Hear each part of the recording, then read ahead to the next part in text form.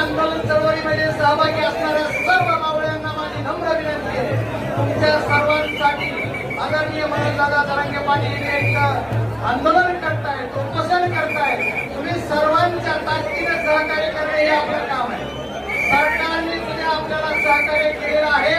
एक दिवसाची का होईना परवानगी दिली, चाहे आता त्याची पुढे वाढवतील अशी अपेक्षा करू, पण आदरणीय दादा जे पुढचा आंदोलनाची दिशा देतील त्याप्रमाणे आपल्याला सर्वांना आंदोलन करायचं आहे. पण महाराष्ट्रामधून आलेले तमाम मावळे जे आहेत, मुंबईच्या प्रत्येक कानाकोपऱ्यात माणसं आहेत. इथं 2% सुद्धा पब्लिक नाही, 98% पब्लिक मुंबईत आहे. गाड्यांचा कुठल्यातरी मीडिया कोण सांगते, एवढ्या लाखो संख्येत गाड्या आहेत, लाखो संख्येने तुम्ही सर्वजण सर्वांना माझी हात जोडून विनंती आहे. या आंदोलनात जे डी झोन केलेला आहे त्या डी झोनला थोडंसं पाठीमागे सर्वांनी सहकार्य करून दादांना त्रास होणार नाही अशा पद्धतीने तुमच्या सर्वांसाठी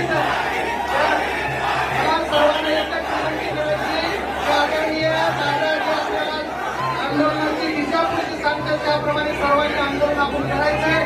बाकी जास्त काही बोलायला नाही आलो. तुम्हाला सर्वांना एक विनंती करणार आहे, दादांच्या तब्येतीची काळजीची जबाबदारी सुद्धा तुमची आमच्या सर्वांवर आहे.